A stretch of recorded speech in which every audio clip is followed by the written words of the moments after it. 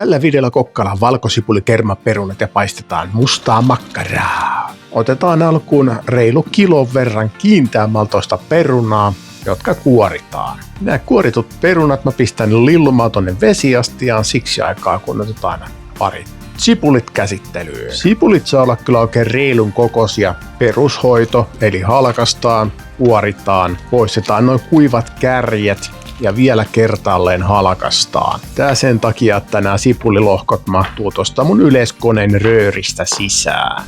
Käytän tähän työhön tämmöstä viipalointiterää. Mä ajelen tonne pönttöön vuoron perään viipaleeksi ensin perunaa, sitten sipulia, niin kauan kunnes tää astia on täynnä. Eli tää koko satsi ei mahu tähän yhdellä kertaa, vaan täytyy tehdä sitten uusi kierros. Mutta ai että miten säpäkästi sitä viipaletta syntyykään. Otetaan uunivuoka, joku saattaa tuntea myös lasagnevuoka nimellä, kevyt voitelu ja kaadetaan perunasipulisekoitus sinne. Siinä meni 2 tommoista astiallista, eli tää koko satsi. Satsi suolataan, otetaan ensin ruokalusikallinen suolaa, ripotellaan siihen päälle ja pieni sekoitus. Sekoittelun jälkeen vielä aletaan toinen ruokalusikallinen suolaa. Suolan lisäksi otetaan rillausmaustetta.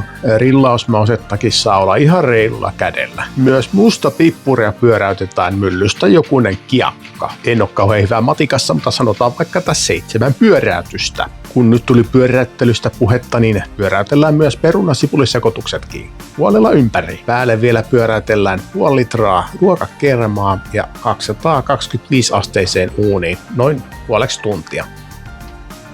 Puolisen tuntia on vierähtänyt, otetaan pitkulaisen muotoinen uunivuoka, johon pistetään Tapolan mustaa makkaraa. Nämä mustat veijarit saa mennä jo tonne uunin pankolle, niin kuin on tapana sanoa, ja läpsystä vaihto otetaan valkosipulikermaperunat pois uunista. Sillä tältä puuasta puuttuu vielä yksi erittäin tärkeä ainesosa, eli se on tää valkosipuli. Pistän noin puoli purkkia tästä 175 grammasta valkosipulimurskasta, eli 87,5 grammaa. Sekoitellaan perunasipulisekoitukset hyvin ja jatketaan vielä paistamista uunissa noin tunnin verran. Tässähän sitä nyt olisi. Tapolan mustaa makkaraa ja valkosipulikermaperunaa. Siitä viimeinen vilkaisu mustiin makkaroihin ja valkosipulikermaperunoihin ja ruvetaan kasaa annosta ja ruvetaan maistelemaan, miltä se maistuu.